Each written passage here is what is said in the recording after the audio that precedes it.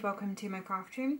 I'm Leo from inkymemories.co.uk, an independent Stampin' Up demonstrator based in South Wales, and today on this simple Saturday stamping project we're going to be making a card using the Quite Curvy stamp set. Now this is from a pre-released set of products that Stampin' Up have made available early. These are coming in the January to June catalogue for next year, but they have been released early as part of a bundle.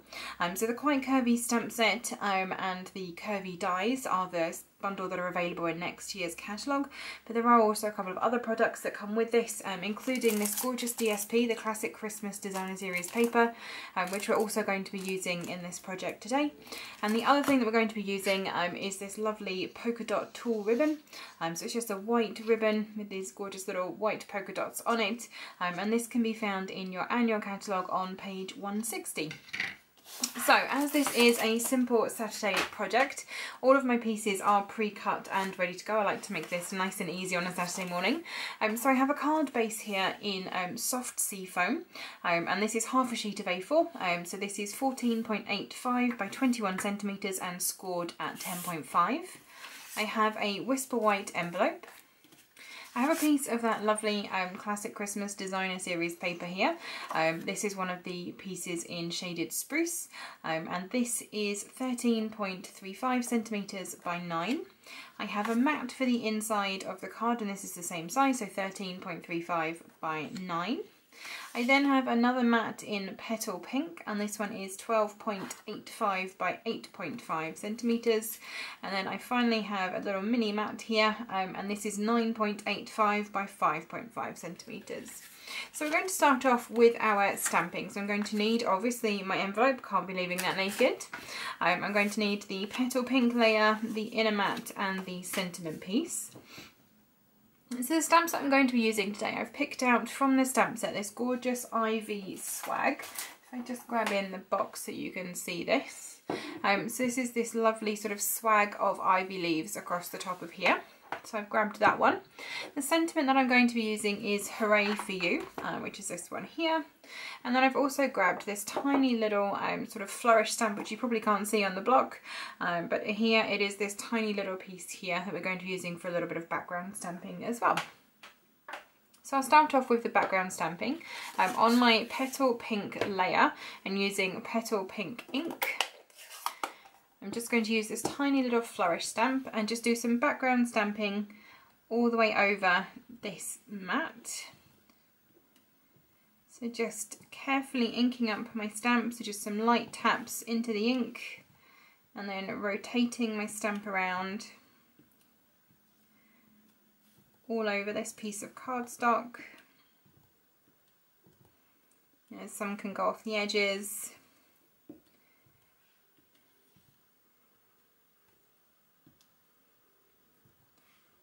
Make sure that you've filled in all the gaps and there are no obvious sort of areas that aren't stamped, just like that.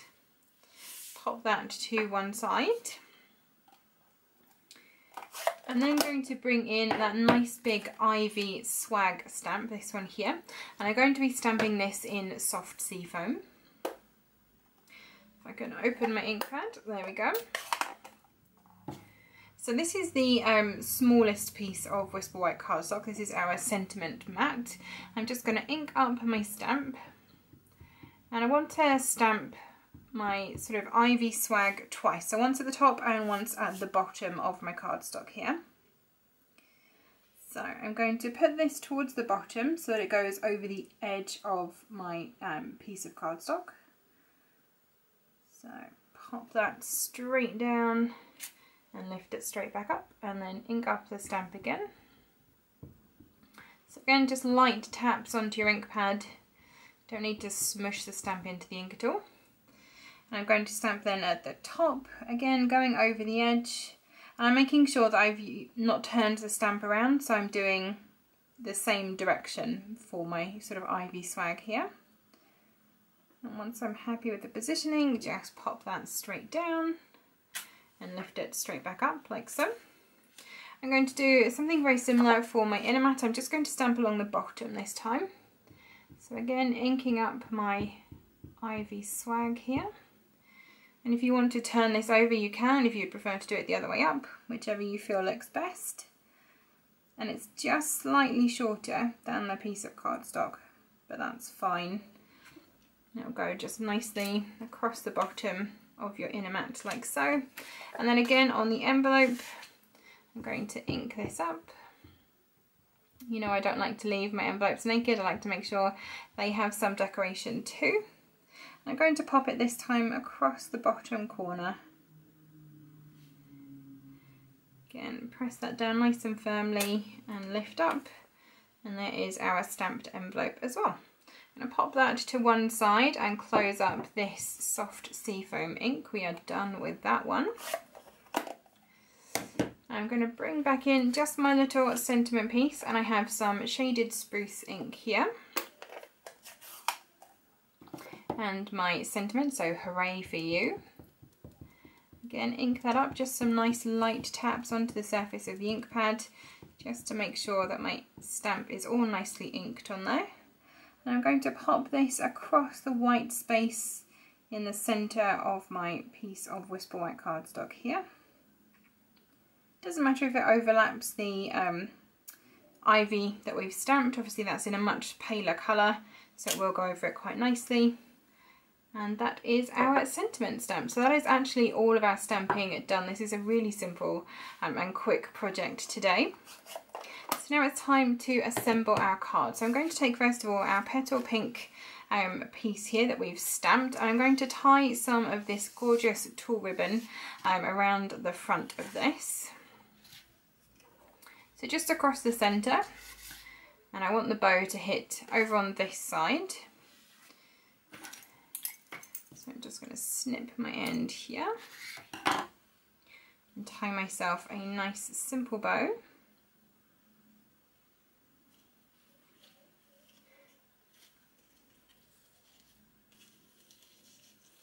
This is a nice soft ribbon to work with. It's really nice to sort of manipulate and move around where you need it to go. Okay.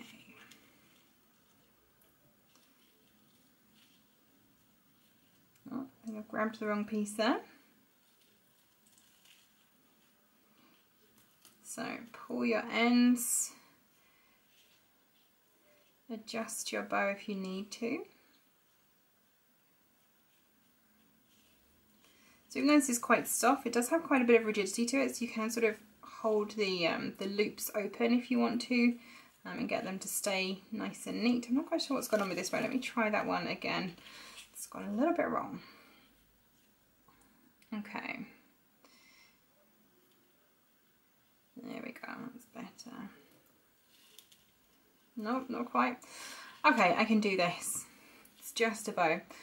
Like I say, you know, I can absolutely tie bows when they're not attached to things, but as soon as I'm trying to do it on the front of a project, it just foxes me. I'm sure I'm not the only one. Comment below if you also struggle with tying bows, and if you have any tips on how to get bows on the front of your cards to look really pretty, please do post them. I would love to hear that, and I'm sure other people would also appreciate your wisdom. Okay, there we go. So yeah, just manipulate your loops and tails until you are happy with them and how they are sitting on the front of your card. Trim down the tails if you wanted to make them a little bit shorter. There we go, I'm happy with those. So that is our ribbon tied nice and neatly across the front of the card. So I'm going to bring in my card base and fold that along the score line. And then I'm just going to take my bone folder to burnish that score. And then taking some liquid glue, I'm going to stick in my inner mat first of all. So as always with the liquid glue, just a nice thin bead around the very edge. Not too close to the edge, obviously you don't want it to squidge out once you pop your card into place. And then a little bit across the middle. And then pop this down. Now with this being liquid glue, if it doesn't land quite right first time, you can always wiggle that around if necessary. There we go. So that is the nice inner mat on the inside of our card, and I'm going to pop my DSP down.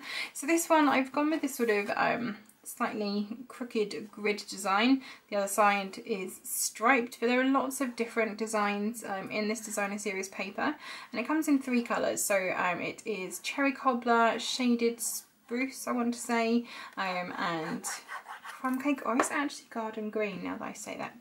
Give me just a moment, I will just double check the colours in there.